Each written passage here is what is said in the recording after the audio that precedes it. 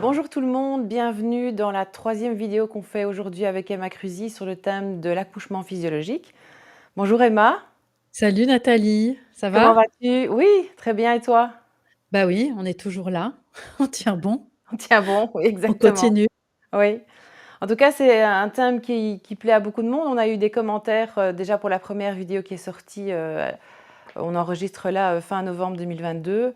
Pas mal de personnes qui ont témoigné du fait qu'elles ont accouché de manière physiologique. Alors que ce soit en maison de naissance ou dans les hôpitaux, l'important ici, c'est de trouver un obstétricien qui est ouvert à la discussion. D'où ce qui est génial, c'est de pouvoir s'informer, être au courant de comment se passe un accouchement physiologique avant de pouvoir entamer une discussion avec son obstétricien et puis de pouvoir faire un choix libre et éclairé. Donc ici, on n'est absolument pas contre l'accouchement à l'hôpital. L'important, c'est de pouvoir expliquer comment le processus physiologique se passe, comment on peut respecter le processus hormonal naturel pour que chaque femme puisse faire son choix. Et l'homme, évidemment, aussi. Donc, on a rappelé lors de la dernière capsule qu'il y avait quand même des normes qui avaient été établies, qui mériteraient d'être vues. En tout cas, qu'on en discute parce que on a parlé pas mal du test du diabète gestationnel de grossesse qui pose question parce qu'en fait, ce test est fait sur des femmes qui ne sont pas enceintes. Donc les normes ont été édictées sur des femmes qui ne sont pas enceintes alors qu'on l'applique sur des femmes enceintes. Toujours rester vigilant et se renseigner et voir dans quelle mesure on peut se fier aux tests qu'on fait. Alors on a rappelé aussi le fait que les professionnels n'étaient pas toujours au courant de ce qu'ils pouvaient induire par leurs gestes. Donc, c'est déjà pas évident d'éveiller les consciences au niveau des citoyens. C'est pas évident de se remettre en question, d'aller oser se poser des questions. Mais par rapport aux professionnels, c'est pas évident non plus parce qu'ils ont été vraiment formatés pendant leurs études, hein, c'est ce qu'on disait la fois passée. Donc c'est pas toujours évident pour eux, mais il y en a dans l'ombre, donc ce serait bien qu'ils se manifestent éventuellement dans les commentaires. En tout cas, vous pouvez échanger entre vous dans les commentaires parce qu'il y a quand même pas mal de maisons de naissance aussi. Et puis contactez-vous entre vous parce que c'est intéressant un peu d'échanger les infos. Euh, alors on a parlé de la dilatation du col dans la deuxième capsule. On a rappelé que le col était un sphincter et qu'il pouvait se dilater en fonction très bien ou il pouvait moins bien se dilater si, et c'est de ça qu'on va parler aujourd'hui, si l'ocytocine naturelle n'était pas respectée. Et pour ça, il y a plusieurs choses. Il faut déjà pas se positionner sur le dos parce que ça, se positionner, en tout cas être debout ou accroupi, ça permet au bébé de mieux s'engager. Respecter le néocortex de la femme qui est en travail parce que le fait d'être dans sa bulle, de ne pas être soumise à de l'éclairage, à des examens, des touchés vaginaux ou à des paroles, à devoir se déshabiller, etc., ça peut aussi poser problème. Et donc tout ça va permettre des contractions efficaces et on va en parler maintenant. Donc on en était arrivé au déclenchement. On avait dit qu'il pouvait être fait avec de la prostaglandine, ça tu l'avais expliqué. Avant de passer à l'ocytocine, est-ce qu'on pourrait revenir sur la poche des os? La poche des os qui est en fait comme un coussin qui amortit la pression de la tête du bébé sur le col. Il peut y avoir un danger si on fait une rupture artificielle de cette membrane. Et donc, on en avait déjà parlé, mais est-ce que tu pourras en reparler et parler de cette fameuse étude qui a été faite sur 5000 femmes? Oui, alors, effectivement, on avait parlé du déclenchement juste, prostaglandine, parce qu'en fait, comme la mode vient toujours de déclencher le plus tôt possible, eh bien, le col de l'utérus, avant qu'il s'ouvre, il faut qu'il change, on va dire, de consistance. Il faut qu'il soit on dit mûr, hein, un col mûr. Et pour qu'il soit mûr, on considère qu'il faut quand même qu'il se ramollisse, qu'il commence un petit peu à bouger, à se raccourcir et cetera. Et donc on n'arrive pas comme ça en déclenchant avec de l'ocytocine de synthèse. On utilise souvent des prostaglandines pour ramener le col avant, donc ça se fait souvent en 2 phases. Maintenant, pour, la rupture de la poche des os, comme je l'expliquais dans l'épisode précédent, ça fait partie des interventions qu'on a commencé à faire très régulièrement, quand on a fait, et appliqué la gestion active du travail. J'ai parlé du protocole de Dublin, au début des années 70 et là, on a commencé vraiment à considérer l'accouchement comme un moment qu'il fallait timer, un peu comme un avion qui atterrit sur une piste. On a parlé de sages-femmes qui se sont retrouvées malgré elles dans des tours de contrôle où elles devaient monitorer, les bébés qui arrivaient, hein, alors plus par la cigogne, mais cette fois par, l'ocytocine de synthèse et donc la rupture de la poche des os, c'est une façon c'est un geste médical qui est souvent appliqué par, aussi malheureusement des sages-femmes qui se veulent gardiennes de la physiologie et moi je suis pas du tout fan de cette pratique-là pour plusieurs raisons, mais disons que la première, c'est qu'on est toujours dans la même prémisse, c'est qu'il faut faire quelque chose sur le corps de la femme parce que sinon ça va pas bien se passer naturellement. Alors évidemment, il y a toujours des exceptions. Moi, je parle de la masse qui va bien et dans une façon de voir les choses où le temps n'est pas grave. Parce qu'on remarque quand on met son nez dans tout cet univers-là, qu'il y a quand même l'hypothèse de départ, inconsciente ou consciente, qui veut que plus ça va vite, plus c'est sûr, alors qu'en fait, c'est pas du tout le cas. Et donc, on a commencé à dire que pour accélérer le travail, il fallait percer la poche des os pour que le bébé, d'une certaine façon, arrête de flotter dans ce liquide amniotique et puis une bonne fois pour toutes, bam, se positionne sur le col parce qu'en fait, c'est la tête du bébé, puisqu'il a la tête en bas en fin de la grossesse, qui, avec sa tête posée sur le col, pendant la contraction, va appuyer sur le col et c'est ça qui fait que ça s'ouvre.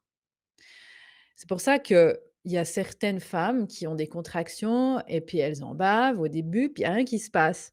Bah, certaines fois, c'est parce que le bébé, il est pas bien positionné, en fait, tout simplement, sa tête, elle appuie pas assez bien.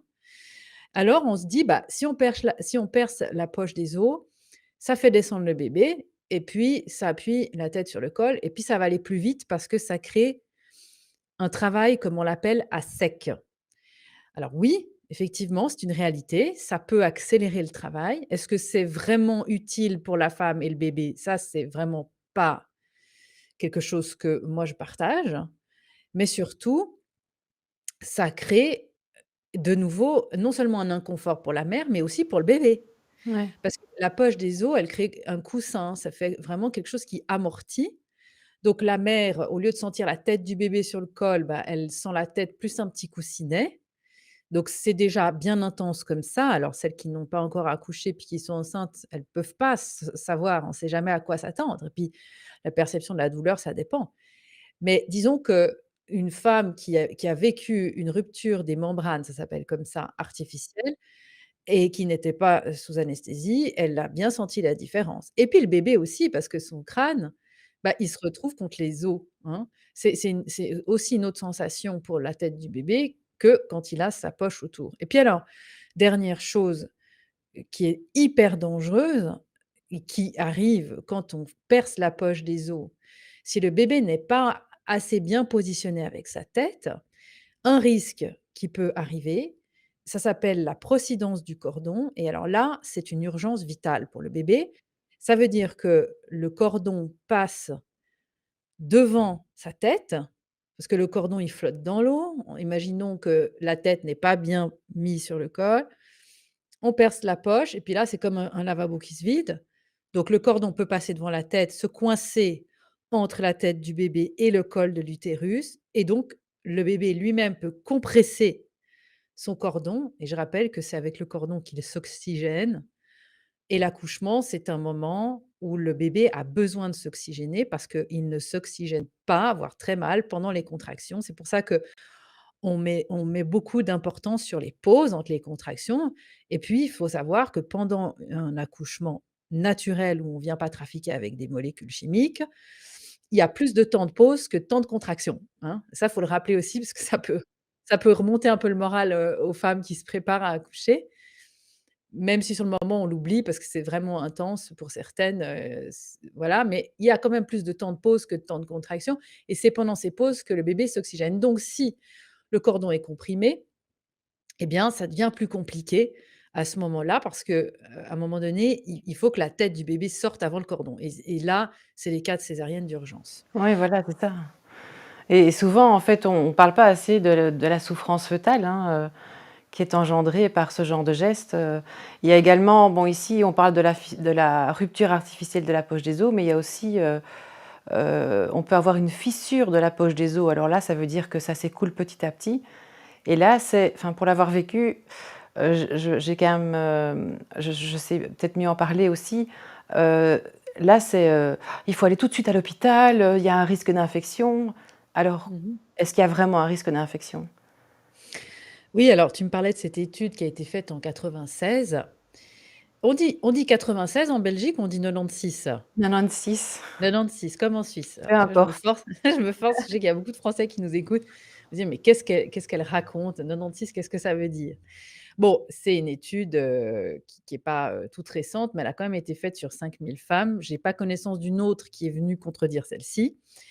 Elle a été faite, donc sur ces 5 000 femmes et puis donc on s'est, penché sur la question: est-ce qu'il y a plus de risques d'avoir une, infection? Parce que c'est vraiment on va dire la menace qui pèse, hein, sur, vous, les mamans. Vous avez une rupture de la poche des os ou vous avez eu une rupture. Vous dire: «Alors, il faut absolument que le bébé naisse dans les 24 heures, sinon il y a un risque d'infection. On balance les antibiotiques et compagnie» ou je sais pas quoi. Mais du coup, cette étude, elle vient dire: «Bon, on a observé 5 000 femmes et au bout de 4 jours, en moyenne, on a regardé s'il y avait plus d'infections» et en fait, l'étude nous révèle qu'il y en a pas eu. Il n'y a pas eu plus d'infections, mais par contre, il y a une chose qui était clairement, dit dans les façons de procéder à cette étude, c'est qu'on n'a pas pratiqué le toucher vaginal et ça, c'est capital parce qu'évidemment que c'est toujours un peu tu vois, Nathalie, je pense que les gens maintenant ont compris en 2022, en tout cas ceux qui regardent, Kéros et puis, des émissions aussi comme on fait, c'est qu'une étude, c'est bien beau, mais il faut savoir comment elle a été, déroulée et qu'est-ce qu'on a envie de démontrer, puis qu'est-ce qu'on utilise et qu'est-ce qu'on met de côté. C'est clair que si on fait cette étude et qu'on pratique le toucher vaginal, on peut se dire au bout de 4 jours, c'est l'hécatombe. Il y a des infections de tous les côtés, donc la poche des os rupturée, donc de façon artificielle ou pas, on s'en fiche, peut créer des risques énormes d'infection. Parce qu'on va mettre de côté le fait que: «Oui, mais on a fait quoi pendant ces 4 jours?» «Ah bah, on a trifouillé dans le vagin des femmes pour voir où où le col en était». Et puis évidemment que si on se penche pas sur qu'est-ce qu'on fait pendant l'étude, on peut louper et passer complètement à côté de l'information capitale du processus. Et l'information capitale, c'est: mais qu'est-ce qui n'a pas été fait sur ces femmes pendant cette étude? Eh bien, c'est le toucher vaginal. Donc on n'a pas mis quoi que ce soit dans leur vagin et donc ça révèle qu'il y a eu aucune, on va dire, aucune tendance où on a vu une augmentation des infections. Et donc, on sait aujourd'hui que les infections, elles viennent mais c'est toujours pareil, du manque d'hygiène. Et puis, qu'est-ce qu'il y a de pire que des mains dans un hôpital? Les maladies nosocomiales, c'est une plaie. Les staphylos et tout, mais c'est dingue et personne n'en parle, tant que ça finalement, hein. Malgré tous les désinfectants qu'ils utilisent, qui sont en fait Bah pas oui. si bons que ça. Non, puis à un moment donné, faut pas surestimer, la chimie. C'est hyper limité, puis il y a des résistances aussi, même aux antibiotiques. À force de filer ça à tire-larigot partout, maintenant quelqu'un qui chope un staphylocoque doré dans un hôpital et puis qui ça va se mettre sur une plaie un peu limite, il peut y laisser sa peau ou, limite, il va falloir peut-être lui couper, une jambe ou je sais pas et ça arrive régulièrement. Donc, le but, c'est pas non plus de paniquer les personnes qui vont à l'hôpital, mais encore une fois, l'hygiène, même les linges de bain, tout ça, c'est faut être vigilant parce que ça grouille et c'est un fait, c'est comme ça.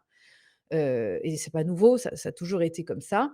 D'autant plus qu'il y a aussi une chose dont on pourra, peut-être à l'avenir parler, c'est toute l'importance de la faune bactériologique de la mère dans son environnement et c'est vrai que quand le bébé arrive à la maison, il arrive dans un environnement familier parce que sa mère, pendant la grossesse, lui a transmis tout un tas d'informations à travers ces IgG, donc une sorte d'anticorps qui passe la barrière placentaire, contrairement à certains autres IgG. Et donc le bébé, il arrive, il a plein d'informations. Ça peut être les poils du chat, les poils du chien, plein de trucs qui font partie de cet environnement-là. Et donc on sait aujourd'hui, ça a été étudié, que les enfants qui naissent dans cet environnement-là, familier, ils ont beaucoup moins de maladies type asthme, allergiques et compagnie que les autres. Parce que le Mmh mh. bébé qui arrive dans une structure hospitalière, lui, il arrive dans un milieu totalement inconnu. Il connaît pas ce qui se passe.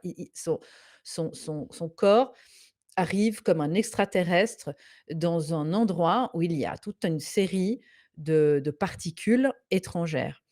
Et donc, voilà, la rupture de la poche des os, d'un côté, elle est pratiquée pour accélérer le travail et de l'autre, on dit aux mères: «Si vous avez fissuré la poche ou si vous n'en avez plus ou si vous avez perdu la poche des os, il faut absolument aller à l'hôpital parce que sinon il y a un gros risque d'infection». Ça a été donc complètement, débunké par cette étude à l'époque et donc à ma connaissance pas contredit depuis et voilà. Mais encore une fois, soyons très vigilants avec cette tendance terrible de vouloir absolument faire des touchés vaginaux à toutes les femmes pour voir où en est le travail. À un moment donné, une femme qui a des contractions, on voit bien qu'elle est en travail si on se concentre sur les sons qu'elle émet. Il me semble qu'on en a déjà parlé d'ailleurs.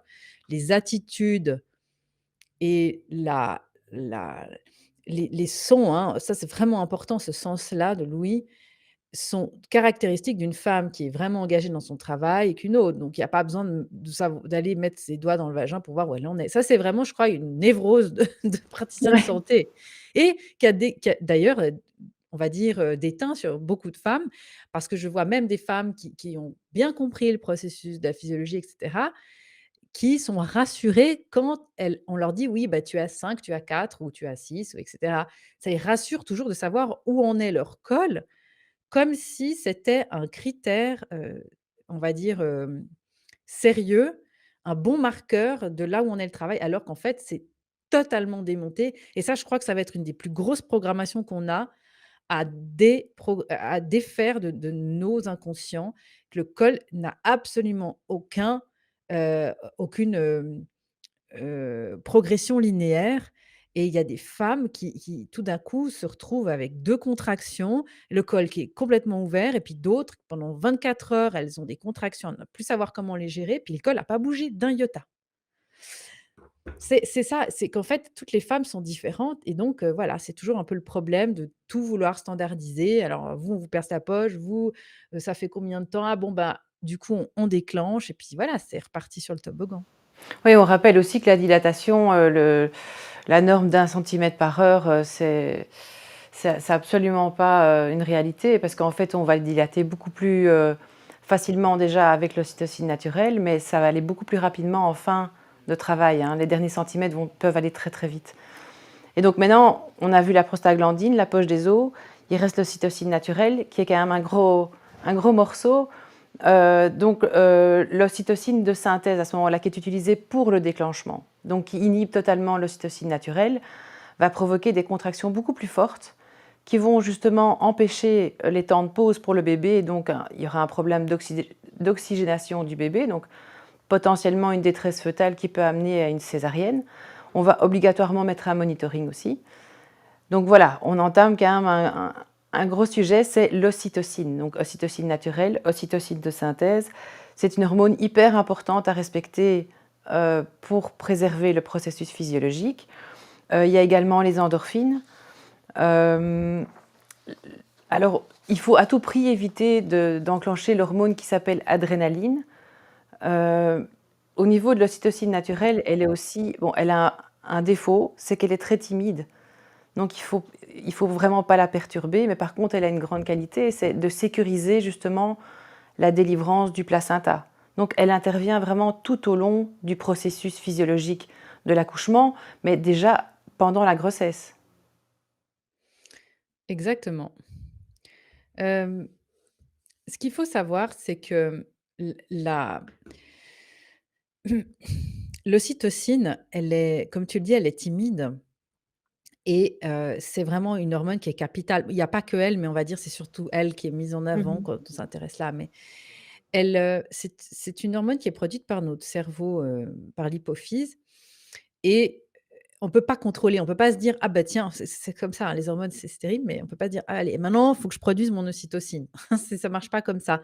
Donc on est obligé de lâcher et d'être dans, finalement, dans ce que le bipède être humain n'est pas, c'est le mammifère dans le temps présent comme les autres animaux. C'est ce qui nous différencie des animaux d'ailleurs, c'est que nous, on se dit: «Bah tiens, à 9:30 on se voit, on travaille, on fait une séance, ensuite après on fait» voilà, ça c'est le néocortex et donc l'ocytocine, elle n'est pas produite dans ce genre de contexte. Elle est produite, quand on est dans quelque chose de très plaisant et cetera. Bon, on a déjà expliqué ça. Mmh. Mais l'adrénaline, elle a un rôle pendant l'accouchement, vers la fin de l'accouchement et elle permet, quand la mère est complètement imprégnée de son ocytocine, pendant le travail et qu'elle va loin, elle est complètement connectée à d'autres choses et puis elle est dans un état, complètement animal. C'est qu'à un moment donné, comme j'expliquais l'image avec, le bébé qui arrive, quand la femme de Cro-Magnon est dans la jungle, en disant qu'en 2022, on est encore dans la jungle, physiologiquement, en fait. C'est-à-dire que notre cerveau, lui, il sait pas, qu'on est en 2022, il sait pas qu'on a des smartphones et qu'il y a internet. Lui, il s'en fout à la limite, j'ai envie de dire.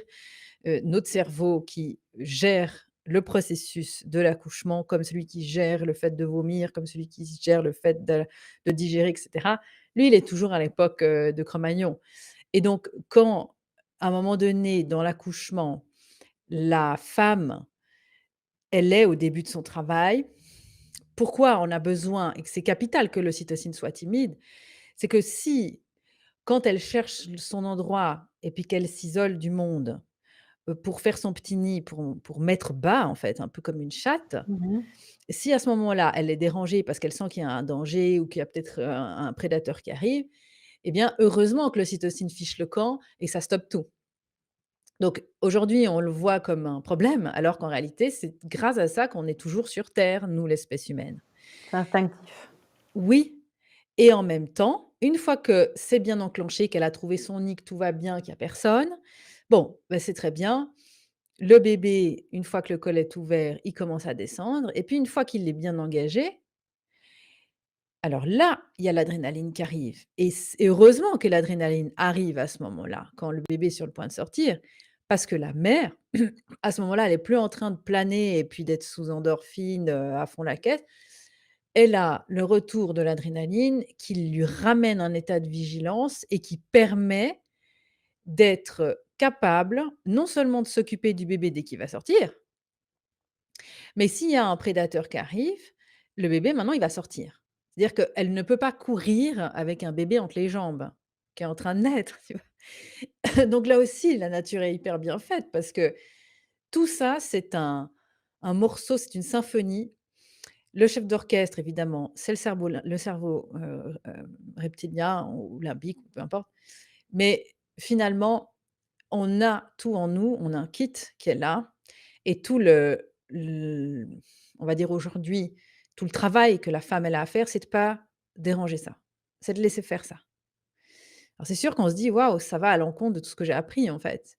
Parce que moi, on m'apprend de faire, il faut, respirer, faire le petit chien, il faut faire ceci, il faut faire cela. Alors qu'en fait, les hormones, elles sont là, elles sont mises en place et elles savent quand elles doivent intervenir. Pareil, si on disait à la femme: «Bon, c'est à vous de savoir quand vous devez appuyer sur le bouton de l'adrénaline», ça serait foutu parce qu'à un moment donné, on peut pas et on voit à quel point on n'est rien face à tout ça. On n'est rien. Mais là où ça devient problématique, c'est que, eh bien, encore une fois, les protocoles, eux, ils ne se préoccupent pas du kit de départ des hormones. Ils se préoccupent pas de ça. Ils viennent, c'est comme un tank qui arrive, alors qu'on est en train de faire, de la peinture sur porcelaine et puis on arrive avec des tanks et puis hop, on fout tout par terre et puis on dit: «Mais c'est au nom de la sécurité, il faut que ça aille vite». Oui, peut-être s'il y a une procidence d'un cordon, mais bon, il faudrait peut-être voir la procidence du cordon, qui l'a déclenché, d'où vient le problème. Alors ça après c'est un autre débat, mais effectivement, je prends un exemple tout bête. des femmes qui ont ce qu'on appelle un placenta prévia. C'est Mmh. quand le Ça placenta se met entre, on va dire vers le col de l'utérus pendant la grossesse. Ça, c'est un cas parfait qui illustre à quel point on a besoin des chirurgiens et à quel point dans ce cas-là, le monde médical a sauvé des vies. Clairement, un bébé, qui n'a aucune chance, d'arriver, sain et sauf si sa mère et le placenta, sont dans une disposition de placenta prévia. Parce que, il faut que le bébé sorte avant le placenta. Si c'est l'inverse, ça va pas. Donc là, c'est parfait. Mais disons que c'est quand même des cas très rares. Il y a d'autres pathologies qui sont rares, mais sinon, voilà, c'est ça un peu le problème. Puis alors l'ocytocine de synthèse, ça c'est une catastrophe. Heu, je rappelle qu'il y a peut-être pas beaucoup de gens qui le savent, l'ocytocine de synthèse, elle ne passe pas la barrière, en fait, elle passe pas la barrière hémato-encéphalique. Donc, si tu veux, une fois que tu reçois ça, ça agit que sur l'utérus, hein. L'ocytocine de synthèse, elle est un peu comme un moteur artificiel qui va faire que l'utérus contracte et puis c'est c'est ça un qui moteur en surchauffe, quoi. oui, ça agit sur le moteur. Alors qu'en fait, ce qu'on cherche aussi avec l'ocytocine pendant un accouchement, dans la nature, c'est de commencer à bombarder le bébé qui lui aussi va en recevoir, la mère, ça prépare l'attachement, ça prépare le tout la mise en scène avec la prolactine, de l'allaitement et cetera et ça prévient aussi, tout un tas de, hem, comment on peut dire ça? De problématiques, au niveau de l'épigénétique, sur les récepteurs. Moi, je ne vais pas partir trop loin là-dedans, mais d'ocytocine, disons que là, une femme qui accouche avec son ocytocine produite par elle-même, elle est baignée dedans de la tête aux pieds. Une qui est induite avec de l'ocytocine de synthèse, elle ne bénéficie que de l'aspect moteur et pas psycho-émotionnel. Voilà. Oui, donc ça a une incidence sur le lien, de la maman avec le bébé? Oui, ça peut. Ça peut créer des générations d'enfants dépressifs aussi, ça j'en ai parlé, j'en parle dans le livre, où on ne sait pas pourquoi les enfants n'arrivent pas à se mettre en joie, et cetera. Alors la bonne nouvelle avec l'épigénétique, c'est que ça a balayé complètement l'hypothèse, émise par, tout ce qui était lié à l'hérédité, l'hypothèse que tout est scellé dans le béton avec notre génome et puis qu'on peut plus rien y faire et que c'est foutu, qu'il faut s'enlever les 2 seins parce que maman et mamie ont eu des cancers des seins. Bon voilà, Mmh. ça c'est c'est fini, ça c'est complètement poussiéreux et donc l'épigénétique, elle nous dit: «Bon, quelque chose peut créer un problème, l'environnement, hein, mais on peut aussi faire marche arrière et donc certaines personnes se sont penchées sur le phénomène du manque de cytocine naturelle pendant, l'accouchement. Donc par exemple, vous avez eu un accouchement induit, bébé est sorti avec aussi, toute, sa charge chimique de cytocine, synthétique. Vous en avez reçu aussi, on pourrait éventuellement parler si ça t'intéresse, de l'ocytocine de synthèse pour prévenir l'hémorragie de la délivrance. Oui, Donc tout à quand le fait, le j'allais y bébé est à venir. l'épaule, qu'il est même pas sur terre, on rebalance une charge massive de cytocine et donc forcément que la colle à ce moment-là, quand le bébé sort, elle est pas naturelle, donc forcément moins efficace. Mais on peut, d'une certaine façon, revenir en arrière, réparer les dégâts avec 8 câlins par jour. On en a parlé dans l'émission Faux départ avec Malika Bonapace qui, nous dit que le pot à pot est très important, les câlins, donc tout l'opposé des gestes barrières bien évidemment, hein et ça recrée, ça ressoude, ça même on va dire le contact, de la joue du bébé contre le sein de sa mère, c'est même pas le fait de téter en tant que tel, hein, c'est vraiment la peau, peau à peau. Et donc, c'est aussi pour ça que, dans l'allaitement, moi je ne suis pas du tout fan de ces positions d'allaitement qu'on nous dit, standardisées, où il faut mettre le bébé, la position du rugby ou la position du machin et cetera, où finalement, le bébé, il a juste sa bouche qui touche le mamelon de sa mère, au lieu d'être complètement affalé sur elle et puis d'avoir, toute la peau comme ça, qui est quelque chose que, Suzanne Colson d'ailleurs, je fais un petit clin d'œil à Suzanne Colson qui a mis en avant ce qu'elle appelle le biological nurturing. cette façon instinctive d'allaiter où là, effectivement, elle dit de façon très charmante: «Le bébé, on le met à la bonne adresse». Il a tout pratiquement la joue, le visage qui est collé à sa mère parce que c'est ça l'instinct, c'est comme ça que ce tandem va faire et donc on peut, oui, on peut c'est la bonne nouvelle quand même, on peut réparer des dégâts d'ocytocine, trafiquée, mais pour ça, il faut être déjà conscient qu'il peut y avoir des dégâts. Ouais, c'est clair. Et alors, au niveau du produit même de l'ocytocine de synthèse, je crois qu'on en avait vaguement parlé la dernière fois, mais il y a eu un produit qui s'appelle le Cytotec, Mmh. enfin, qui a été utilisé hors Mmh. AMM et qui a été retiré. Je pense que c'est celui qui a été retiré, mais tardivement, malgré les effets secondaires. Euh, et aujourd'hui, le Cytotec est issu de la firme Pfizer. C'est une pure coïncidence, évidemment. Oui. C'est parce qu'ils sont Donc, gentils, sinon ils sont sympas. Il oui, faut oui, oui, tout à fait. Et donc, malgré les mises en garde de l'ANCM, c'est ça? Ils ont continué à l'utiliser, malgré tout. c'est, l'ANSM. À Heu, l'ANSM, oui, c'est ça. oui. En fait, pendant plus de 30 ans, ça a été, utilisé hors AMM en France parce que cette molécule qui est une prostaglandine, si tu veux, le Cytotec, c'est une molécule qui s'appelle le misoprostol qui, fait partie d'une, catégorie de prostaglandines parce il y en a pas qu'une et en fait, cette molécule, au départ, le Cytotec a été créé pour traiter les ulcères, notamment de l'estomac, enfin, tout ce genre de problèmes gastriques et en fait, ça a été utilisé dans le milieu obstétrical, donc sans autorisation de mise sur le marché. Pour ça, ce qui est, entre parenthèses, assez courant finalement, hein, quand on regarde, Oui.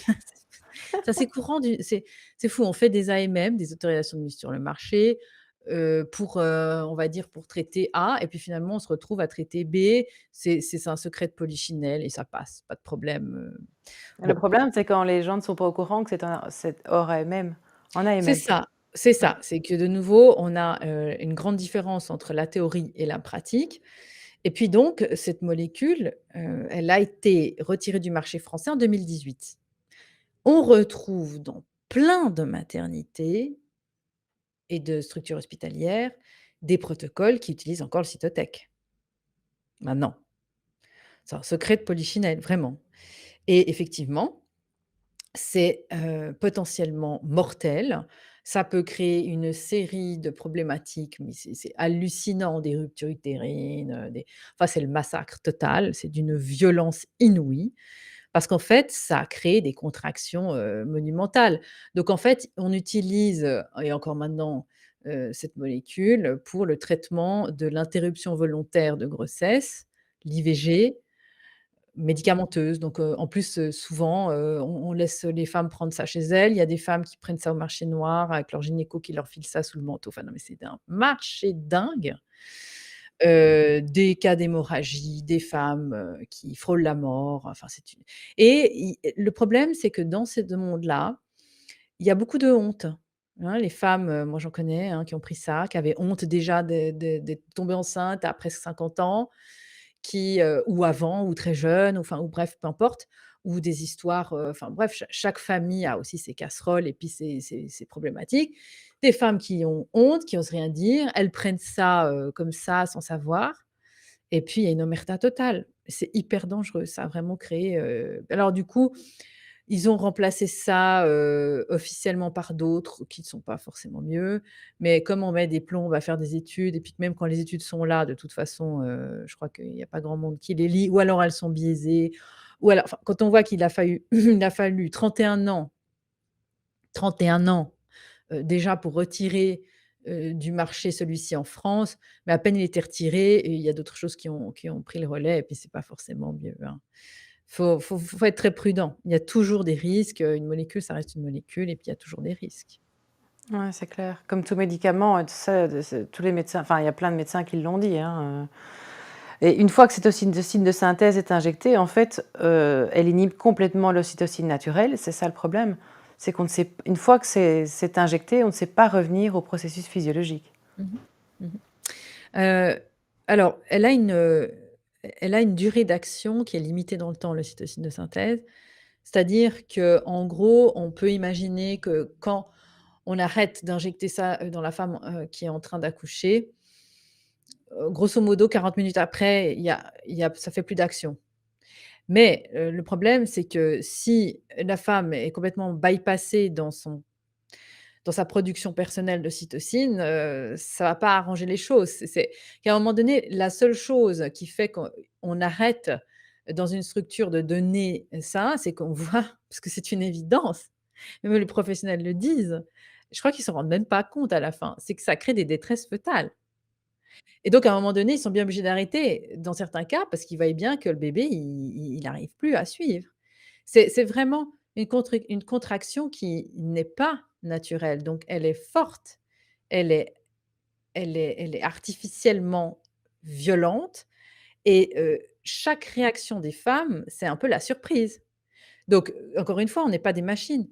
Donc on peut avoir une copine qui a super bien, géré, et son bébé aussi le déclenchement à l'ocytocine de synthèse parce qu'elle a une constitution XY, parce qu'elle était arrivée à déjà à une certaine, dilatation, que Mmh. pour XY raison, ils ont voulu, booster parce que ça arrangeait peut-être tout le monde, sur le plateau d'aller, parce que la piste d'atterrissage 4 était libre ou je sais pas quoi et donc il y a des femmes qui disent: «Bon, bah, finalement elle est pas morte, enfin ça va, hein, comme, bon».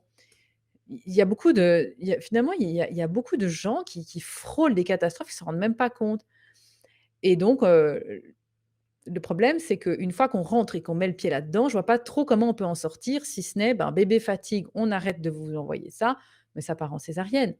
Je tu vois? C'est qu'à un moment donné, ça devient le cercle vicieux et y compris pour la délivrance parce que, ce qu'on oublie quand on prépare son accouchement, c'est que l'accouchement, il se termine quand le placenta, il arrive aussi. C'est pas juste le bébé, parce que souvent les gens, ils se disent: «Ah, le bébé est là, c'est bon, c'est fini». Non, l'accouchement, il se termine quand le placenta, il naît. Il y a le bébé qui doit naître et le placenta et donc pour que le placenta naisse, ce qui lui est, on va dire, la phase la plus critique de l'accouchement d'un point de vue vital, parce que c'est là où la femme elle doit absolument avoir un retour de l'ocytocine pour que ça recontracte. Parce que souvent les femmes, ça les emmerde, tu vois Nathalie? Je ne sais pas toi comment tu as vécu ça dans tes 2 accouchements, mais tu as plus envie de ressentir encore des contractions et ça revient parce qu'il faut bien qu'à un moment donné, l'utérus se recontracte de façon forte pour sortir le placenta et puis, ce qu'il ne faut pas oublier non plus, c'est qu'il y a tous des vaisseaux qui se sont créés, donc c'est là où il y a un risque que si le placenta, l'utérus, il se contracte pas bien, ce qu'on appelle une atonie utérine, hein. Certaines femmes voient ça dans leur rapport, elles se disent: «Mais ça veut dire quoi atonie utérine?» Bah, c'est juste que l'utérus, il est tout flasque, il n'arrive plus à rien faire. Ça, c'est induit par l'ocytocine de synthèse. Donc si on est déclenché, boosté à l'ocytocine de synthèse pendant son travail, c'est quasiment vital pour la femme qu'on lui injecte encore ça parce qu'elle ne va pas en reproduire et là, elle est très à risque de faire une hémorragie. Donc on voit à quel point on la rend dépendante de cette molécule et dans ce cas-là, j'ai envie de dire, heureusement qu'il faut encore, y aller pour injecter ça parce que si on le fait pas, là, on peut vraiment faire des dégâts, Oui, c'est et clair. tuer les femmes comme ça et c'est très dangereux, très, très dangereux. Alors oui, on a parlé de détresse fœtale, s à partir du moment où on injecte l'ocytocine de synthèse, puisque on rappelle que ce sont des contractions beaucoup plus violentes et beaucoup plus rapprochées, donc qui empêchent un temps de pause pour le bébé, pour s'oxygéner. Mais quand on préserve le processus physiologique, il y a une autre hormone qui rentre en jeu, enfin ce sont les endorphines, qui Mmh mh. sont des analgésiques très, très puissants, en fait. Ça, on Mmh. oublie de le dire parce que à partir du moment où on injecte l'ocytocine de synthèse, beh, souvent, on demande la péridurale, on craque parce que c'est extrêmement douloureux. Hem, mais quand on est dans le processus physiologique, là, on a les endorphines qui arrivent à un certain moment et qui changent tout. Mmh. Enfin, qui changent tout, qui aident énormément. Oui, mais c'est une péridurale naturelle, mais pour ça, Ouais. il faut la laisser agir et c'est clair qu'une femme qui a justement un déclenchement avec une ocytocine qui est synthétique, elle ne va pas avoir des endorphines. Donc elle va avoir des contractions beaucoup plus fortes et elle n'aura pas sa péridurale naturelle. Donc c'est souvent ça va de pair, hein, la le déclenchement à l'ocytocine synthétique et la péridurale, ce qui est, quasiment tout le temps comme ça. Effectivement, les endorphines, elles sont magiques parce qu'elles nous shootent complètement et puis ceux qui font du sport régulièrement, ils Mmh. savent ce que c'est que cette sensation de planer, en fait, hein. Donc, le bébé aussi, ce qu'il faut savoir, c'est qu'il bénéficie des endorphines de sa mère. Parce que souvent, on parle des sensations de la mère et puis le bébé, bah, lui, comme on le voit pas, le pauvre, c'est un petit peu le dernier maillon, hein, des préoccupations de Mmh. tout le monde. Alors qu'en fait, c'est lui, il fait le même job, en fait. C'est-à-dire que la mère, elle fait une partie du job et le bébé, il fait une partie du job. Donc, pour qu'une naissance, elle soit sécuritaire, il faut que, on pense à ces 2 pôles-là. C'est pas que la mère ou c'est pas que le bébé et aussi quand le bébé sort, ce que j'aime bien rappeler, c'est que c'est le bébé et sa mère qui font naître le placenta. Parce Ouais. que c'est justement, qu'avec cette, décharge massive et unique dans la vie de la femme, parce qu'il y a aucun autre moment à part ce moment-là où elle a autant d'ocytocine et elle en produit autant, et d'ailleurs on voit, hein, on l'a déjà dit que c'est justement pour la survie de l'espèce, pour prévenir cette hémorragie du postpartum ou de la délivrance. Donc cette, décharge massive de cytocine, le bébé, aide sa mère justement avec ce pot à pot à booster cette ocytocine et donc retour des contractions, placenta qui, se décroche, qui descend, qui sort et donc on a, ce binôme qui fait naître le placenta et je trouve ça chouette de le rappeler en fait, parce que c'était vraiment un travail, un duo. Il y a une grande sagesse, on va dire, cellulaire pour les approches plus scientifiques, voire mystiques pour les approches un peu plus, spirituelles, mais il y a une connaissance innée à ce moment-là qui fait que, voilà, il y a rien besoin de il faut juste préserver une fois de plus, comme le dit tellement bien Michel Audin, ce processus-là qui est complètement involontaire. Donc oui, les endorphines permettent aussi, au bébé de vivre ce moment-là, de la descente, parce que lui, il a aussi tout un ballet à faire, une chorégraphie pour descendre à travers le bassin de sa maman. Si la mère est mobile, bénéficie de la gravité, est dans ces endorphines qui sont sécrétées pendant les pauses des contractions, hein, il a plus de chances, d'arriver en bonne forme que si il est, comme tu l'as justement, rappelé dans une capsule précédente, complètement, inversé dans la gravité parce que sa mère est flanquée sur le dos, Mmh. compression de la veine cave, donc pas une bonne oxygénation ou alors, lui, il a une maman qui est sous ocytocine synthétique, péridurale sur le dos. Le bébé, lui, il a ni la péridurale, ni les endorphines, mais par contre, il se prend des murs qui sont donc les parois de l'utérus avec, si en plus il y a plus la poche des os, dans la tronche, des pauses qui peuvent être quasiment inexistantes parce que, comme je le disais tout à l'heure, chaque femme réagit différemment à l'hormone synthétique et donc il y a des femmes qui n'ont quasiment plus de pause. C'est comme si tu as une contraction, non-stop.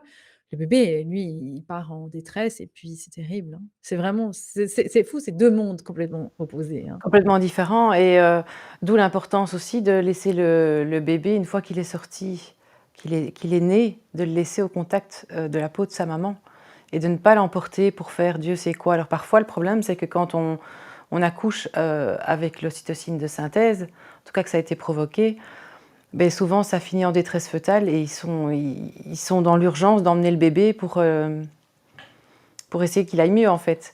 Et Bah donc oui. ça implique, beh, forcément, oui, c'est vraiment ça explique vraiment bien l'effet toboggan. Tout est Mmh. tellement relié. On parle déjà regarde, on est en plein dans le travail, on parle déjà du placenta. L'ocytocine va agir déjà pendant que la maman est enceinte, parce qu'on rappelle l'importance de l'environnement. Une femme enceinte qui est stressée parce qu'on lui dit que exemple, qu'une échographie, surtout en fin de grossesse, on l'a rappelé: «Ah là, il y a quelque chose qui paraît un peu louche», beh, c'est du stress, donc tout ça, ça amenuise la production d'ocytocine aussi. Donc c'est une hormone à préserver du début à la fin, tant pour la maman que pour le bébé. Oui, En fait, c'est ça heu, et le oui. problème du déclenchement aussi, c'est qu'on est on utilise d'office un monitoring. Alors quand on accouche de manière physiologique, même en hôpital, on ne met pas spécialement un monitoring, mais quand on accouche avec l'ocytocine de synthèse, là on met d'office un monitoring. Mais un monitoring, c'est quoi? C'est de nouveau une machine. On l'a déjà dit, ça permet aux sages-femmes de surveiller plusieurs patientes à la fois. Et puis le monitoring n'est pas toujours fiable. Bah, en fait, il ne l'est pas, dans la mesure où ce qu'il faut savoir sur l'histoire de cette machine, c'est qu'elle a été introduite dans le milieu obstétrical en 1969 et à cette époque-là, il n'y avait absolument pas besoin, alors ça paraît un peu bizarre, mais c'est comme ça, de prouver que la machine est efficace pour, la mettre sur le marché dans un protocole et donc 7 ans plus tard, en 76 ou en 76, la FDA, la Food and Drug Administration, a, pris un amendement, heu, du Congrès qui disait: «Non, non, mais maintenant pour toute nouvelle machine sur le marché, dans le monde médical, il faut prouver qu'elle est efficace». Bon, alors le bon sens voudrait qu'on se penche sur sur ce monitoring à ce moment-là, en 76, puis qu'on dise: «Bon, ben, allons voir, de plus près, ce quels sont les bénéfices». Parce qu'on nous a vendu en 69 le fait qu'il fallait absolument monitorer de façon, fixe toutes les femmes, parce qu'on prétendait que ça, pouvait sauver des cas de paralysie cérébrale. Alors il fallait monitorer tout le monde. On n'a rien prouvé du tout. On a flanqué cette machine sur le marché et donc 7 ans plus tard, il y a une nouvelle législation, mais pas rétroactive. Alors ça, c'est quand même génial parce que du coup, le monitoring qui avait été installé avant, cette nouvelle loi de 76, bah, lui, il a échappé à tout contrôle et donc en fait, il n'a jamais fait ses preuves en 30 ans, parce que, du coup, ils ont quand même, suivi, hein. En 30 ans d'utilisation du monitoring comme étant une base protocolaire, ils ont enregistré aucune baisse de paralysie cérébrale grâce à cette machine, ni aucune baisse d'intervention en soins, intensifs néonatales et tout le tralala. Donc on sait que, en fait, heu, ça n'a rien fait. Il y a même le Lancet qui avait publié une étude, alors moi j'avais noté, c'était en 1987. Ils ont comparé 2 types de monitorage. Un, c'est, donc celui dont on parle, en continu, hein, donc la nana, elle est, avec des bandes velcro pendant tout l'accouchement, puis ça hein et puis l'autre, ça s'appelle l'auscultation intermittente. C'est, à peu près ça peut être toutes les 15 minutes, on vient avec un petit Doppler, on écoute, tout va bien, très bien, au revoir et puis c'est des petites machines portables, il y a pas besoin de mettre des bandes velcro et tout le tralala. La maman, elle peut être debout à 4 pattes, enfin, peu importe. Et en fait, on s'est rendu compte que, en 8 ans, donc pendant cette étude-là, les taux de césarienne ont triplé, hein, quand on a eu des monitorings continus. Pourquoi? Parce que ça crée des alertes. C'est-à-dire qu'en fait, il faut bien comprendre une chose, c'est qu'il y a tout un univers médico-légal qui est là. On dit que, en gros, un obstétricien, il a un procès tous les 3 ans à gérer. Ça coûte une fortune et les professionnels n'ont pas envie de se faire emmerder et donc aux États-Unis et maintenant ça devient partout, c'est-à-dire qu'en cas de litige, le monitoring devient la preuve numéro un. C'est-à-dire qu'on demande: «Bon alors, qu'est-ce qu'il y avait sur le monitoring?» Pour prouver que le bébé est en détresse. «Ah oui, mais on a tout fait pour le sauver». Parce qu'en fait, un professionnel qui a massacré un bébé, je ne dis pas volontaire bien évidemment, mais qui a tout fait plein de qui quand il y a eu beaucoup de gestes médicaux, on va jamais se dire: «Est-ce que les gestes médicaux ont pu créer des problèmes?» parce qu'il y a toujours cette prémisse qui veut que si on fait trop, au moins on a tout fait, hein? Et donc le problème d'une machine comme ça, c'est qu'il faut voir l'interprétation des tracés. Et donc il y a eu plein de cas où, des sages-femmes ou des gynécos ont vu des tracés, commencer ou par exemple un rythme cardiaque un petit peu se calmer. Est-ce que le bébé dormait? Est-ce qu'il suçait son pouce? Est-ce qu'il était en détresse? Est-ce que? À un moment donné, je peux aussi comprendre que dans le doute, on préfère sortir un bébé par césarienne que de le laisser là. Mais après évidemment, ça dépend aussi du type de contraction. Est-ce que la mère était sur le dos? Comme on l'a déjà vu maintenant, on commence à avoir un œil peut-être différent, hein. Et il y a des bébés qui naissent en dormant aussi, il faut le rappeler. Donc le rythme cardiaque d'un bébé est pas pareil s'il est en pic de stress parce qu'il est complètement ballotté à gauche, à droite, il est en manque d'oxygénation, il n'a pas justement ces bonnes réserves, d'oxygène, ou s'il a une naissance plus sereine. Donc cette machine-là n'a fait aucune preuve, le monitoring. Par contre, ce qu'on sait, c'est que ça cloue les femmes au lit parce que forcément la machine, elle a des fils. Et puis ceux qui vendent: «Ah non, mais moi j'avais un gynécologue qui m'avait dit: "Ah non, mais vous savez madame Crusy, maintenant on a des monitorings sans fil"». Bon, je me suis un petit peu renseignée là-dessus. Il se trouve qu'il y a plein de femmes, alors déjà ça marche avec les ondes Wi-Fi, bon OK, très bien. Heu, souvent il y a plus de piles. Les femmes, elles arrivent, on leur flanque la machine, on leur dit: «Allez déambuler dans le couloir», et puis au bout de 5 minutes: «Bah, désolé madame, il faut retourner à la machine parce que ma collègue a oublié de brancher la batterie». Enfin, à un moment donné, c'est la théorie et la pratique. Il y a toujours un monde entre ce qu'on nous vend et ce qui est la réalité sur le terrain. Parce que tu imagines bien, Nathalie, que ces pauvres sages-femmes qui font que de courir maintenant partout, qui ont, ça n'arrête pas dans les maternités et comme je le dis, c'est devenu, le terminal de Charles de Gaulle, et puis on leur dit: «Il faut encore penser à brancher la machine pour, l'hurluberlu qui voudra faire un monitoring sans fil». Non, c'est fini ça. Ça, c'est en théorie. Donc j'en Et rigole tu parce que parles en effet de c'est l'appareil terrible. du monitoring comme autour de la ventre du maman, mais il y a aussi quelque chose qu'on peut mettre pendant l'accouchement ou en fin d'accouchement, ça dépend de la détresse du bébé, mais qu'on met carrément sur la tête du bébé quand il est encore à l'intérieur du ventre de la maman. Oui. Oui, oui, une petite sonde, sur le crâne, effectivement, c'est beaucoup plus fiable, que le monitoring, mais là aussi, ça peut créer un petit hématome. Moi, ça a été le cas de ma première fille en 2013, et puis, après, il faut que l'hématome se résorbe. Ça reste quand même, quelque chose qu'on fait sur le crâne du bébé. Il est encore dans le ventre de sa mère, Mmh. enfin, dans le canal de naissance. Enfin bref, moi, je trouve ça très invasif. Alors évidemment, une fois on a fait tous ces problèmes et qu'on les a créés, il va falloir les résoudre. Donc ma foi, on ne peut pas dire: «Ah ben non, vous commencez pas à faire ça», parce que là, on est lancé et on est en pleine glissade sur le toboggan. Donc maintenant, bah, allez-y, j'ai envie de dire à ce moment-là, perdu pour perdu, il faut à un moment donné être, hyper vigilant parce qu'on sait qu'on a commencé à mettre le pied dans la porte et puis qu'on va pas en sortir avec des pâquerettes, au coin de la bouche, quoi. Il faut à un moment donné, malheureusement, finir, souvent avec des machines et cetera quand on est rentré dans cette, cascade d'intervention. Ah oui, parce qu'en fait, on remarque, ce qui pose problème, c'est qu'une fois qu'on a cette ocytocine de synthèse, le monitoring et cetera, beh, en fait, on sait moins se mouvoir. La péridurale, on ne sait plus se mouvoir, donc tout part déjà de la position sur le dos. Et comme dit très bien Julie Bonaparte, il faut enlever les lits dans les, dans les chambres. Ah oui, c'est clair. Tout ce processus amène d'office à la péridurale qui permet à la maman de ne pas souffrir, mais comme on l'a déjà dit, fait souffrir le bébé. Parce que lui, il n'a pas la péridurale, donc lui il ressent toutes les contractions, il n'a pas ces temps de pause pour s'oxygéner.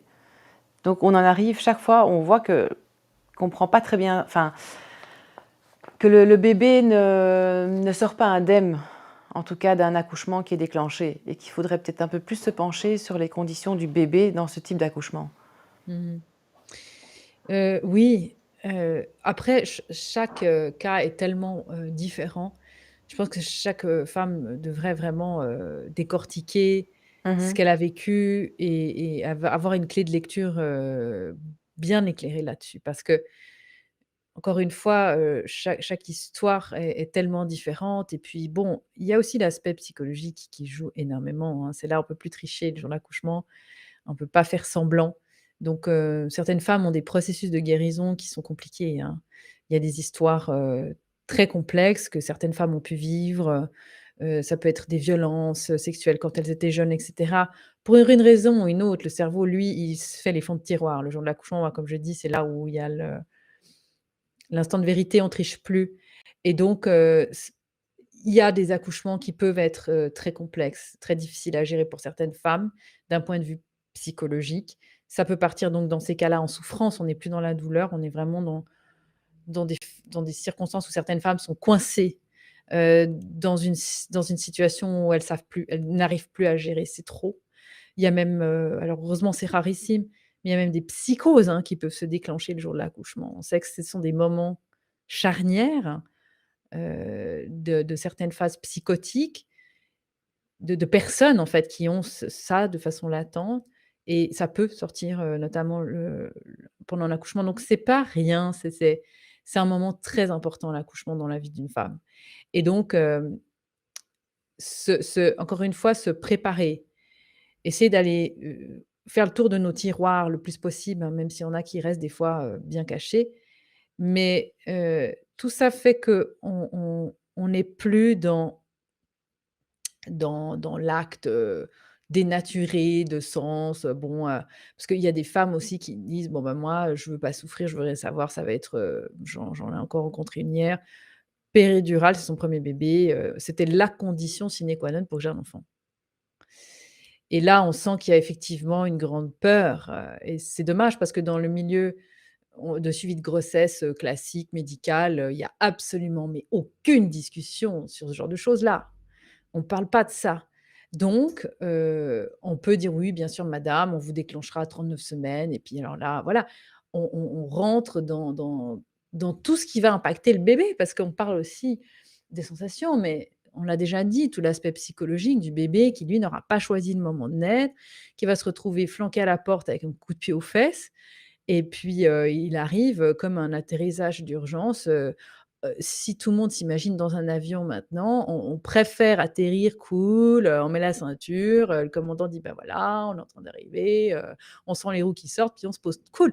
Mais quand on fait un piqué, puis on est en vitesse de croisière, ça fait je sais pas combien d'heures qu'on vole tranquille, puis tout d'un coup l'avion il pique du nez, limite il atterrit sans sortir les roues, enfin ça flanque la trouille quand même. Le bébé, il ressent tout ça. Mmh. Et puis le problème, c'est que, bah, à 5-6 ans, et puis sa vie d'adulte, il s'en souviendra pas. Donc lui aussi, ça va lui charger ses tiroirs. C'est pour ça que j'ai envie de dire, penchons-nous peut-être sur la naissance qu'on a eue nous, avant de préparer peut-être, l'accouchement du bébé qu'on a dans le ventre et y compris pour les pères, hein, j'ai envie de dire Oui, aussi. oui, c'est clair, c'est clair. Heu, Juste une dernière chose, pour cette capsule-ci, on rappelle aussi qu'il y a un réflexe naturel d'éjection, la poussée naturelle en fait, qui se fait tout seul, le corps fait ça tout seul. Évidemment, on l'oublie, si on a eu affaire à l'ocytocine de synthèse également. Mmh. Oui Mmh. et oui, tout ça disparaît. Donc ça abîme plus le périnée aussi. Oui, oui, en fait, Ouais, c'est lié. tout est Heu, lié. J'invite vraiment les gens à télécharger, ils peuvent avoir l'illustration qu'on avait faite sur Oui, mais l'effet on va la toboggan passer parce que tu et expliques bien, oui. oui, on voit là-dessus, en fait, ça les gens, ils comprennent l'image assez vite. Hem, c'est vrai que la poussée réflexe est miraculeuse, mais pour ça, il faut être dans les conditions où la tête du bébé, est positionnée, d'une certaine façon, où la femme n'est pas sous péridurale, et puis surtout pas, dans une poussée dirigée parce que c'est pas Ouais. compatible. C'est ou réflexe ou dirigé, hein, mais une fois qu'on commence à dire à la femme ce qu'elle doit faire, le réflexe, ne sera pas là. Mmh. OK, bah, écoute, merci Emma. Je pense qu'on va s'arrêter là aujourd'hui. Je pense que la prochaine fois, on va parler plus épisiotomie et césarienne, délivrance du placenta. Merci en tout cas de nous avoir partagé toutes tes connaissances, toutes tes recherches. On rappelle qu'en fait, tu es là pour expliquer aux femmes, pour les accompagner aussi dans ta formation, mais que c'est un choix qui appartient à chacun. Et donc, on vous invite à partager vos expériences dans les commentaires, comme vous avez commencé à le faire, et en parler à votre gynécologue, à votre obstétricien. Justement, parlez-en, écoutez les capsules et parlez-en et partagez autour de vous, parce qu'en fait, ça commence par ça, c'est d'en parler autour de soi et d'essayer d'éveiller les consciences, en tout cas, pour le bien-être des bébés et de l'humanité, tout simplement. Merci Emma. Merci À bientôt. Nathalie. Au revoir.